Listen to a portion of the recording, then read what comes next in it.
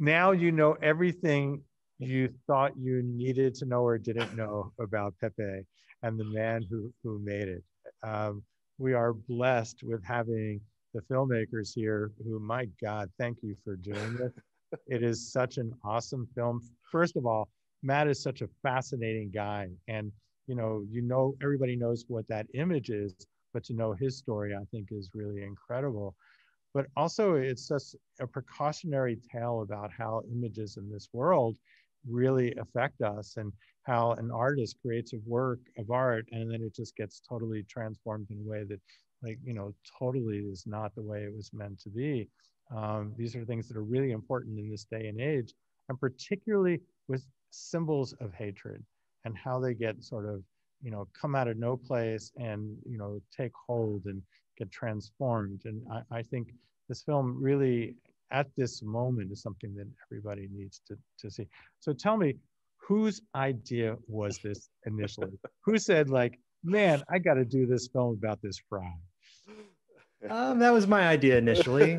I mean, I had known Matt's comic books from back in the day. I'd probably bought them. I would guess maybe what around. was the first comic book you had of Matt's? It was Boys Club. I think it was Boys Club issue 2, which actually contains that panel that went viral, the Feels Good Man panel that we named the film after, and that started this whole, the cycle of memes. And if you don't mind me interrupting you, go right ahead. I'm rude. But when you saw that in that panel, did that resonate with you in any interesting way, or was it just like another piece of this great comic? No, that panel didn't stick out to me, but I did like, the thing that I liked about Matt's drawing style was that it felt kind of nostalgic. Like they felt like they were all Muppets that had sort of like been discarded and thrown away and now had sort of like mutated and were now living this other life. There was a part of Matt's comics that really felt like they had been from my childhood, even though they weren't. And it made sense when I found out later that, Matt had been working at this thrift store and his job was to sift through piles of toys. It made sense that he had started drawing these while he was going through all of these different toys from the 80s and 90s. And he started drawing and seeking inspiration from that stuff. So I had become friends with Matt through my girlfriend, Carrie, like many years after buying that comic. I'd met him on a hike in California with a big group of people, and we all camped around a hot springs and then hiked back. It was like a 2-day thing. What was it like the first time you met him? Did you go up and say, "Hey man, I love your comic. That's so great"? I tried to play it cooler than that. I tried to play it. That's Giorgio will attest. That's not my style.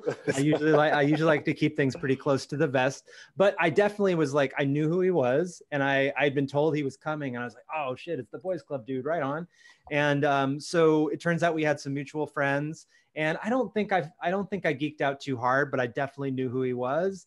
And after that, we kind of would hang out occasionally, run into each other at parties. I'd go to some art openings that he had. And I just came to really like and appreciate hanging out with him. And he's such like a mellow and sweet guy. And then I pitched him the idea of making the documentary in early 2017, because I could kind of see the toll that all of this was taking on him and Ayana, his partner. And when I pitched it to them, I was like, all right, this is about how long I think it's going to take. There's going to probably be some times that you don't like me or you're annoyed by me. Like, I tried to be like as transparent as possible in that process. So was it as long as you said it would be? Actually, we finished it sooner. No, you're kidding. That never happened. That never, ever happened.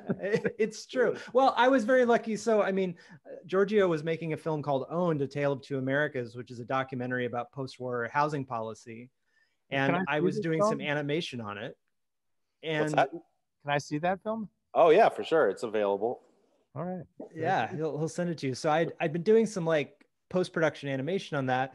And so Giorgio just kind of like moved off that film straight into this film. And then my pal Aaron Wickenden, who's like a pretty established documentary editor, like he edited the Mr. Rogers documentary that everyone loved, and Finding Vivian Mayer, and he's an old pal. So Giorgio and Aaron really came in and helped me fashion this film in a way that we were able to finish it on time, which but also great.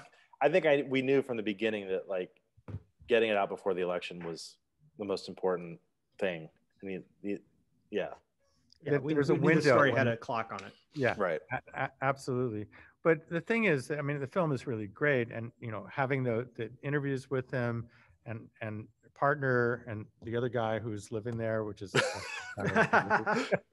Chris, this guy, Yeah.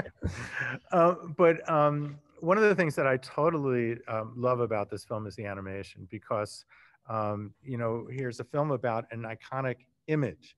It's an image from a comic. It's a still image. But in this film, it's like it totally rocks. It takes this thing and brings it into this other dimension. And it's so at the core of the energy of the film that kind of drives it throughout. And it was made by a Texas native, no less. So actually, two Texas natives. I mean, I don't call Texas my home, but I was born in Plainview, believe it or not. So my first 2 years were spent in Plainview. I don't remember it, but we lived in a house that got swept away by a tornado. So that's what I know. That's pretty Panhandle. That's for real. So I'm a Panhandle boy. All right. Well, good to know. Yeah. And, Giorgio, where are you from in Texas? I grew up in Houston and went to the University of Texas, and I married a Dallas gal. So pretty tightly rooted, first generation Texan. All right. Want to give a shout out to any of her family? I don't know if they're watching right now, but Marianne, if you are, hello. So how did you sort of like get to this task of like animating this iconic character, a character that everybody knows? And then how do you think about moving them? How does Pepe move? And how did you sort of come to that task, which is an interesting kind of task? Yeah, I mean, my background is motion graphics and animation. And so I kind of had always thought that the thing that I could bring to this story that as a filmmaker that might be a little bit unique is that I could make so much of the animation. And we ended up having some great animators come in and help me the last year, who were all really like so talented and gifted and gave of themselves because they loved Matt's artwork and they thought the story was important. So that was Jenna and Kylan and Nicole. Thank you. They were all so amazing to work with. But bringing Pepe to life was a process for us. We did storyboards and animatics, and sometimes we would do those storyboards and fit them into the edit and they wouldn't quite work right. And there were moments where like, does Pepe talk? And then maybe like, no, Pepe's not going to talk. He needs to be a little bit blank. There's a part of Pepe that needs to be an empty vessel that we can fill the rest of the story with. So that was something that we really thought long and hard about. And it was like really the last stuff that we were sort of superimposing onto the timeline as we were finishing the film and taking it into the festival season at the beginning of the year. So we wanted Pepe to have stage presence. You were supposed to be at South by Southwest, right? Yes, we were. That's true. Yeah, we were. So let's talk about the beginning of the festival season. I kind of got pulled out from under you. That was the domino. Yeah, that was the first domino that fell. Which I'm very sorry about. Right? Yeah. We were going to interview. I mean, we were lined up to interview at South by, but anyway. So I'm sorry to but yeah. Oh no, it's quite all right. But one of the reasons that Matt comics became so memed was because I don't think people knew the backstory. So there's a lot of cartoon characters, whether it's Bart Simpson or SpongeBob SquarePants, get redrawn, remixed, memed. But people always understand that like, oh, The Simpsons is such an institution that if you see a racist version of Bart Simpson, that's a derivation. And so people didn't necessarily know Pepe's backstory. I witnessed people who thought Matt was somehow a neo-Nazi for some reason in 2016. And so we thought that we really needed the cartoons in the movie to, as Giorgio would often say in press, is like canonize Pepe. And so we wanted people to understand Matt's true intentions with the character. And we wanted those animations to have stage presence in the movie. So they occupied more space visually than these memes. So that was something that we always kind of sought to do as the creative team. So do those T-shirts and polo shirts still exist? There are a couple of boxes, I think, hiding somewhere. We're trying to figure out if there's a way to do some sort of. I am in with the film. I'd like to have one of those.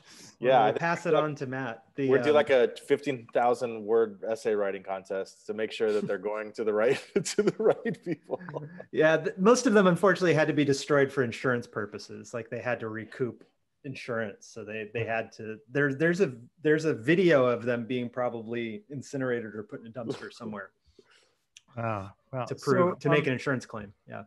How was Matt during the filming of all this? I mean, what did he say when he saw Pepe animated?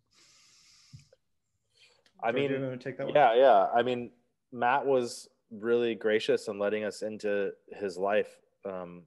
It's obviously very big imposition for most anybody, but certainly Matt, who tends to be a very private person. Yeah. But it took a while. It took a while for even though Arthur was already friends with him, beforehand, it took a while for him to really open up and be authentic on camera. But yeah, I don't know. I mean, I guess. I mean, the thing I usually say is like, I was learning how to become a director as Matt was learning how to become a subject. And, that both of those were a process. We would frequently like talk off camera about that. Matt would be like, I don't know what I'm doing here, man. Can you tell me what to do? I was like, no, this is a documentary. Like, and we would kind of have these like, yeah, we would have these funny conversations. But we were all growing up together in the sense too, because I think for Matt, it was also, I don't know, I would like to think at least that the experience of being in the documentary also forced him to kind of reevaluate some of the things he was doing in his life. And that's really the best, we were hoping we could make a documentary that obviously had to be a little bit historical in terms of giving the backstory, but we wanted to get to a point where we were really in the moment and like history was happening around us. And, it was really special to see Matt really kind of transform in front of the camera and like come up off that proverbial couch, so to speak, on film, right? Because that's I think what often makes the best kind of documentaries. Yeah, but sort of proof of that reluctance was he didn't even tell me that he was going to sue Alex Jones. Yeah, exactly. That like broke in the media, and then I called him and I was like, dude, what the fuck? Like, you got to tell us you're doing these things. Like, yeah.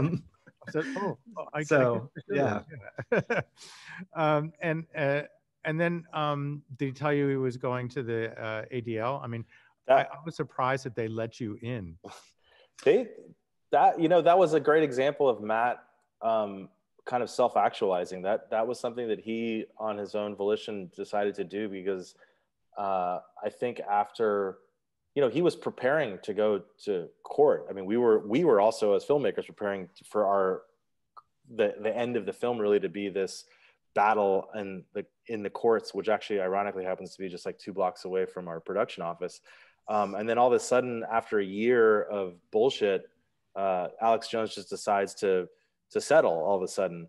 And I think Matt at first was obviously relieved because it had been a huge stress in his life, but I think he felt like a little bit, unfinished, right? Like there was still something else to be done. But, the ADL,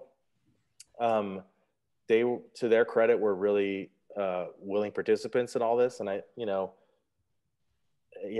would love to actually reach back out to them now that the film is out and see if they'd be interested in hosting a screening, because I think they walked into this whole situation maybe a little ignorant as to the backstory of what was going on. And I think they carry probably a little bit of maybe not guilt, but like they wish they maybe could have handled it a little bit differently. I mean, Oren's a very compassionate person, the guy that Matt was talking to. And, I think it's a hard thing because, ultimately, places like the ADL or the Southern Poverty Law Center are very important in calling out extremism in culture.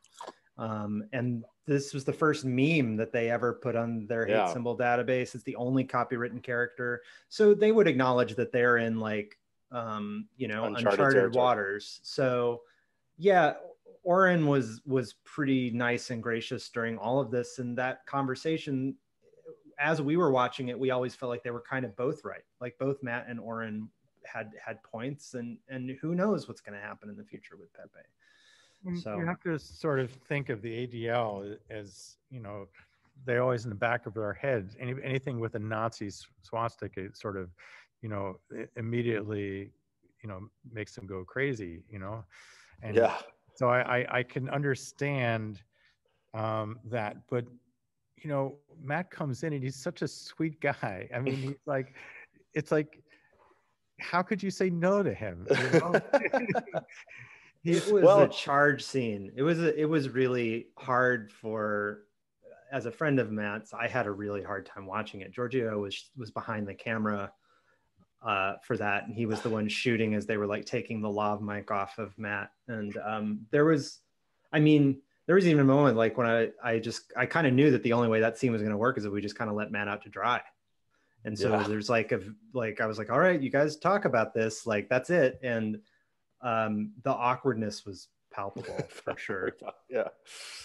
Yeah. So how is Matt doing now? What's going on? I mean, you sort of left him. He was really sort of redefining his life doing, children's books and animation and sort of, yeah. He's running for president. Yeah, he's looking for your vote. Yeah, I think I would vote for him. Yeah, totally. He's doing well. I mean, I think that it's been shooting the documentary was obviously one hurdle, but then like having the film actually come out, I think was really overwhelming for him. At Sundance, at the end of our premiere, like the first screening, he almost couldn't even speak. He was so emotional by what was happening on screen. And it made me very emotional. And we were all up there on stage crying basically and like incapable of talking. But he does have a new book out called Mind Viscosity. And it's a beautiful retrospective of his work. But, so that process started at Sundance of him just kind of getting used to the idea that he was going to be out there in the public. I think that was the moment where he's like, oh shit, this is actually happening. But now that the film is out and he's seeing because you have to also appreciate the fact that Matt's relationship to Pepe for the last 4 years has been nothing but hurt and pain. And like the reception, the emails he gets have always been not great. And now the film has come out and the reception has been very positive and very supportive of him. And I think now he's like initially he wasn't sure if he wanted to do press. He's like, okay, yeah, actually, maybe I'll do some press now. Yeah. I think he's enjoying it now. He is enjoying it now. Yeah. But yeah, he's got this great book. I will say the retrospective work is really beautiful. And the book is actually puffy. It's coming out on Fantagraphics Press. It's both really nice. Puffy and shiny. It's very satisfying to hold. So if you did like any of the things he was drawing towards the end of the film or like his children's book, this is a nice thing to pick up. There's something kind of sweet about him and about his work. It's like sweet, nostalgic, and snarky at the same time. Mm-hmm. Mm-hmm. And I don't know anybody else who can sort of pull that kind of universe together. That's right. In a really kind of compelling way. And he just is such a great artist. So let me just ask one question. So what are you guys working on now? Because this clearly was you two clearly are fond of each other and work well together. Except for those times we wanted to kill each other. Right? There were a handful of those times, but we weathered them all very positively, and yeah, I think it made us stronger. We have a production company called Ready Fictions, and we're starting to shoot some stuff. Bart, what happened? I'm in this crazy room, and if you don't move enough, after like 10 minutes, the lights go off. Get up and do some jumping jacks or something. What's going on? Oh no! That's incredible. Keep talking. And that was a good goal. Okay, right on. So what are we doing? I feel like there's a ghost in the house. Yeah, so we're working on some new stuff. We can't really talk too specifically about it because it's very exciting, but in a very like formative stage. But it deals with some of our newfound expertise in the dark web. I guess.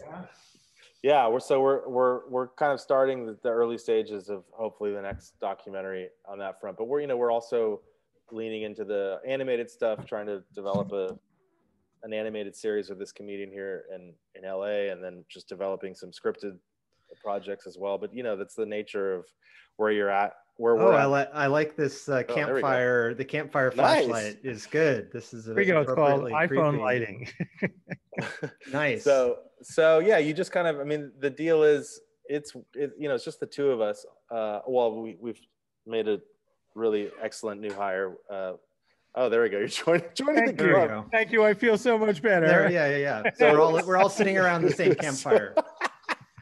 So yeah, you just have to throw everything, throw a bunch of darts at the board and see what lands, because you never know who's going to buy what. I think the one thing that Arthur and I are definitely convinced of is that we would really very much like the next project to not be a speculative film. Well, I mean, we're still taking out, like, we're distributing Feels Good Man ourselves. So we've at every step along the way, this has been a DIY project, including the rollout. So we've basically had to turn ourselves into a fully functioning 2-man film studio. And that's been like exhilarating and then also very time consuming. So yeah. Yeah, I believe me. I'm very well aware. Yeah, yeah, it sounds like it. Film projects myself, and yes, yeah. So but having had such success with this film, I think that clearly you have great things coming forward. And if there's any way I can be of assistance, except thank you, I have Bart. no money to give you, but I was gonna say you can put a check in the Zoom voter. If you're an Oscar voter, you can definitely vote for us to be. Not yet. Yeah. Well, when things reopen, maybe we can do a encore screening of Feels Good Man in that theater in the round that we were just talking about beforehand. Boy, that would be incredible. And I'm serious. If I of course would love to do that when we can have screenings in person. I think it'd be wonderful to do a screening where it's real, and would of course love to bring you down here because I think everybody would love to meet you. Yeah, we're coming through Dallas all the time. So yeah, we love Texas. So well, and if you're coming through Dallas, let me know. I'll meet you at the airport. We can come, if we're allowed to like sit. For sure, that sounds great. Guys, thank you very much for joining me in the dark here. There we go. Don't stub your foot walking out of there or something. Don't injure yourself exiting the theater. That's all right. I think I'll be fine. Thank you. Thank you, Bart. And thanks to everyone who watched the film. It means a lot to us. Wish we could have been there in person, but yeah. All right. Appreciate all of it. Okay. Thank you so much. Take care. Bye. Bye.